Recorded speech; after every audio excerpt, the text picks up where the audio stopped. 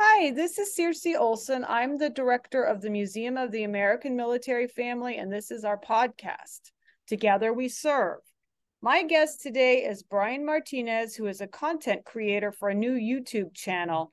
I was a guest on his show a couple of times, and I thought it would be nice to reciprocate. Welcome, Brian. Hello, Cersei. Thank you for having me. Brian, why don't you introduce yourself to our listeners? I know you were born in a small town. Are you a New Mexican born and raised? Yes, I was born in a northern New Mexico town of Las Vegas. I was born and raised here. I was introduced to you by another mutual New Mexican friend, Ernest Garcia, who has been a guest on both your channel and done different speaking engagements for the museum for years. And then when you started your project, he emailed me the link. How he introduced your channel to me was that you were someone trying to make a difference in your community by bringing small organizations and resources together, but also highlighting them on your channel. I like that because there seems to be so much negativity in the world. It's so nice to hear positive stories. Yes, there is. I This is a project I've been planning for a long time with a friend, but to long story short is that there is so much negative stuff on television that I got so tired of it in the news that they would rarely show anything positive. So most of the time, I don't even watch television anymore. I barely watch movie apps and stuff like that. So Mm-hmm. because of all the negativity, I just went to YouTube and I've been an avid YouTube watcher like everyone else since it first started. So that's where it started with me because I just got tired of all the negative stuff. But your topics also are serious. They take into consideration that not everyone is in a good space and might need some resources or some serious help, or inspiration on how to make their corner of the world a little better. And you want to provide them with that. I know you have some great hopes and visions for your channel. So why don't you tell your listener what your channel is all about? Well, my channel highlights several things like the good change people are doing in our communities here in New Mexico. It's all about New Mexico right now. So I want to put a light on the positivity in any manner I can because there are a bunch of people out there really trying to make a change out there and they're not really being shown for what they're doing. So I Mm-hmm. wanted to do the same thing, but I want to broadcast and show people that are doing it. So I put my hand out to anyone out in New Mexico that's doing something and they want to show that they're doing some making change in our state. I'm more than willing to have him on my channel so we could talk about it and everything like that. I focus on a handful of different issues. Like I gather information for say like someone needs help personally, something like that. There's government programs out there that'll give funds and everything like that. So I'm gathering information to give that on my channel. So people, if they need help financially or any other reason that they're struggling, I will get that information out. And all they would have to do is get the information and see if they qualify for whatever outlines they have for people wanting to get those funds. But I have a handful of it of Mm-hmm. stuff I want to touch on, but it's just on a work in progress. So as I get things little by little, since I just started, I'll start rolling them out as soon as I can. Uh-huh. So what made you want to do something like this? It seems like it's a lot of hard work, some stress. Well, actually, I know it is. I don't think it is. I know that podcasting and trying to be a resource is hard work. Why did you do it? Well, Cersei, I ended up becoming disabled from a accident I had on a job a while back. At the same time, before I even became disabled, me and a friend of mine were already in the talks and in the works of doing what I'm doing right now. But sadly enough, he passed away. I ended up becoming homeless due to COVID. Me, my son, and his mother ended up almost a year and a half in a homeless shelter dealing with programs.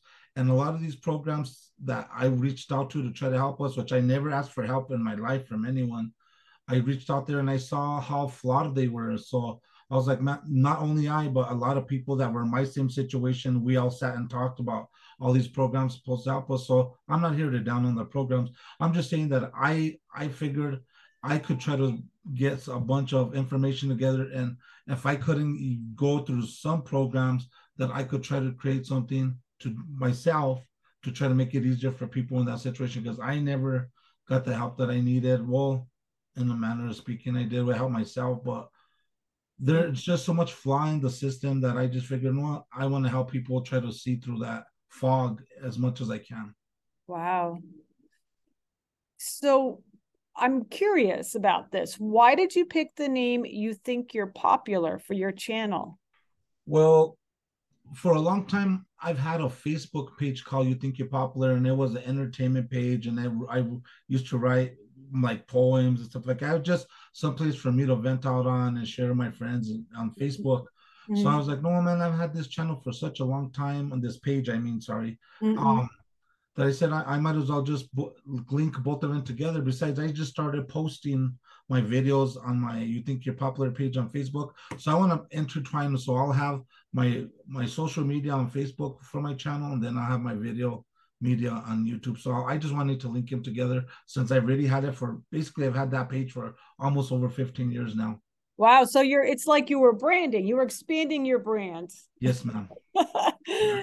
So I know you said that you and your friend were trying to, had been kicking this idea around to start a podcast. Did you know how to start how to podcast before you started the channel? No, not really. I had seen a lot of podcasts, and I was like, well, I would like to do that.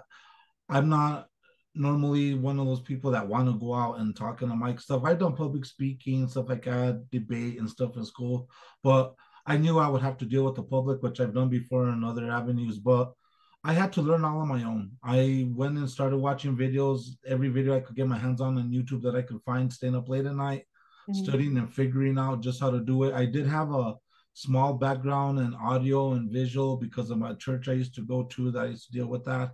And Mm-hmm. I've always was in music, so I've dealt with a lot of audio because of that also. So Mm-hmm. that's what that helped a lot. But when it comes to the podcasting, I just had to learn on the spur, and I just put myself and started diving into it just so I could learn whatever I could at the time. Even Well, now. yeah, well, I'll tell you this YouTube, I have learned so many things on YouTube myself. I learned how to make covers for all of our publications for our books. So YouTube is a great way for you to learn any skill. Of course, Yes, ma'am. you have to be careful, but um well, I just noticed, I just was on your channel not too long ago, and you're steadily picking up subscribers. I was looking at your stats, and I think they doubled in the last 2 weeks. So I wanted to congratulate you. Thank you. And I saw the very nice thank you message you gave to your viewers. I think that was a couple days ago. And I thought that was a really nice touch, just to thank your viewers for following you and, and things like that. Do you get much feedback from the people who have subscribed to your channel?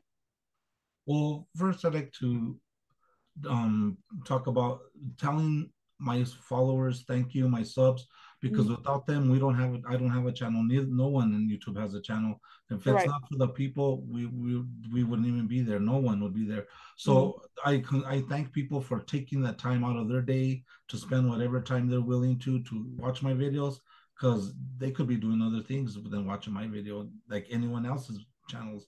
So that's what I want is to be like, because I'm grateful for every single subscriber, one at a time, 10 at a time, whatever may come. It's starting slow, but I want to give a lot out to them because without them, I don't have anything. So when it comes to the feedback, I've had a bit of it. I'm looking forward to hearing more from people as they subscribe. So I'm open to anything. So I'm looking forward to it. But like I said, as I grow, I expect to get a little more. And if people want to ask me anything or if they have any ideas, I'm more than willing and open to discuss them. mm. Well, you mentioned, resources, for people who might be going through homelessness or, um, you know, things like that. But what other topics are you going to focus on in the future? I know you started with doing a bunch of podcasts on veterans. Is your focus going to be mainly veterans? Well, veterans are a very important topic for me on my channel. And for one, my dad is a veteran, and many of his friends are also. I grew up around veterans all my life and heard many of their stories, both good and bad. But I Mm, would like to do a segment on veterans once a month and maybe a blowout in November during Veterans Day if possible, if I'm able to pull that off somehow. But I have a long list of topics I want to cover, but I'm just going to take it one day at a time. I want to always bring quality and value to anything I do on my channel. But like I said, I'm still in the works of doing that. So it's as I grow and progress, I'll bring it up. But there's a lot of things I want to talk about. But like I said, I'm just starting really small right now. But veterans was the biggest thing I could really focus on because that hits close to home because my dad's one himself. So that's why I started there. Mm-hmm. One of the things that one has to think about when one's going through social media or blog sites nowadays is the information accurate? So as a content creator, how are you going to make sure that the information that you're giving out is good? Well, for one, I most of the time when I talk about topics, it's usually from first person source on what I've dealt with in my life. Two, Mm-hmm. from people that I have spoken to personally, people that are dealing with this. So I'm taking from their stories and taking from them, like, because Ernest, like I've got him on my videos and everything was all first person with him. It's that what he dealt with in his life and the books that he have written with as an author, wanting to share that in written form and now on video. So that's where I bring it from. And if it comes down to where I'm getting sources and stuff like that, I fact check everything. I go down to the original source if I have to any subject, just to make sure I'm not putting anything negative or is it what isn't true. Besides, YouTube has their own fact checking stuff through their algorithm. So if I miss something, they'll catch it. Oh, cool. I didn't know that. Yeah. They'll right away say they'll discredit me right away and take something off my video. They do that to all their creators. Wow. Huh, I just learned something. See, you're already an informational a podcast channel. Yes, Um, ma'am. yeah, I know you have kids. What do they think of dad being a content creator on YouTube? Is it cool or do they even care? Um, Well, I do have a son, and my son Caleb, and he really gets a kick out of it. And he wants to build a channel himself because there's a lot of little kids that have it, in which we have already started uploading a channel for him. And we have about three little short videos for him. Mm, Yeah, right now he has 10 subs. It's called Caleb's Fun Zone. But we'll be doing a little more videos hopefully soon and maybe do like two videos a month with him, like with toys and whatever, like all the little kids having play and stuff like that. So he really got a kick out of it because it's gonna I want to do it so it shows him how to express himself and present himself publicly in anything mhm. that he does. Oh, that's very cool. So we know your channel is on YouTube. Where else do you do your podcast? Is it another place where people can view it? So obviously on your Facebook page. But is it anywhere else? And is it always video or is it also audio? Well, right now, all I have is on my YouTube channel, of course, and I could do it at on YouTube at You Think You're Popular. I also have my Facebook, and that's going to be written, typed, and written and video. And then there's also Rumble, which is another platform which I really like. Found out about that about maybe 2, 3 months ago. And Mm, just recently, this past week, I started uploading videos. Actually, I've uploaded mine and your videos up there on mm. that channel. So it's called Rumble. So if Rumble's a people, platform, and then it's just my same name. You think you're popular on that platform? huh, okay, well, I'll have to check it out. Yeah. It's absolutely true. If you do something on the internet, it's there forever and it goes all Yep. sorts of directions. Um, all right, I'm going to ask you a two-part question. Um, what is the best thing about hosting your podcast, and what is the hardest part about doing it? Okay, I'm gonna answer this really slowly, really, but make it short and sweet. But honestly, I only have one answer to both questions. Uh-huh. The best thing is the challenge to do things that I never thought of doing before in my life. But thanks to social media, has given people like myself and you to connect with other people in many ways that we never could before through the internet. Mm-hmm. I enjoy doing this right here, like with you. But I'm Mm-hmm. still getting used to being on camera, being and doing interviews, doing research, writing scripts, Mm-hmm. and Mm-hmm. meeting people like you and more. I thank God for this opportunity and I pray that I can positively help people along the way through informative information and pray. I want to help him with information and financial resources later on down the line. I pray that I'm able to be blessed to bless others in that same manner. So the good thing is that you've been able to push yourself and to try new things and to use your voice to help others. And so the hardest part, is that also the hardest part? Because Well, there's like the biggest responsibility. thing is being in front of the camera, like you. Like I had to get the courage of being in front of the camera, because it's like right now I'm just a talking head. I'm gonna be going into the field with another camera, talking to people at different places. But to get the courage to look at a camera and be able to present the information and feel confident enough to that, that's probably the next second obstacle, without getting really deep into the background of it. That's the biggest thing that I had to work on myself, because I wasn't very comfortable. I was looking at a little camera, whether it's on my laptop or a camcorder, to try to present myself. That it took a little getting used to. Well, I'm I still still, working on it. yeah, well, I was just going to say, I'm still working on it too. Don't like public speaking. I might come across as being very comfortable, but people don't see that I am sweating and hyperventilating and ready to faint at any time. That's why podcasting is so nice, because I can sit down and so if I faint, who knows, it'll just go quiet. Yep. Um, yeah.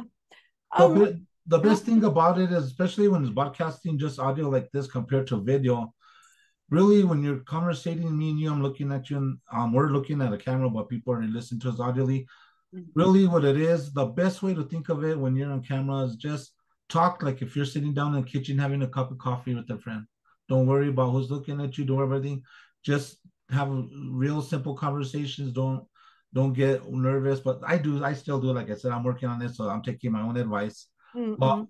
that's the best way to think of it. I try to be that way, and it's just a work in progress for me. Like both of us are saying for yourself, also. Yeah. Well, there have been times, and just like in this podcast, I just forgot to say my whole last name. It was just kind of, they're gonna think I got divorced. I just forgot my last name. And every once in a while we have some really bad bloopers and we have to start all over again. Yeah. So in the few minutes we have left, is there anything you'd like our listeners to know that I have not asked? No, I think for now, you've pretty much covered all the bases between you and I, and everything, just as a groundbreaker for what we're doing. So, and I appreciate you giving me the time and the chance to come onto your podcast and express myself and to introduce me to your people. So I really thank you for having me on your platform. I truly appreciate it. Thank you, Cersei. Well, it I'm intrigued with grassroots. Our museum is grassroots. We just started it. We had an idea and then we started it, and 12 years yesterday. Wow. We're still plugging Congratulations. along. Yeah, we're still plugging along here. So I wanted to remind our listeners that this podcast has been brought to you by the Museum of the American Military Family and Learning Center.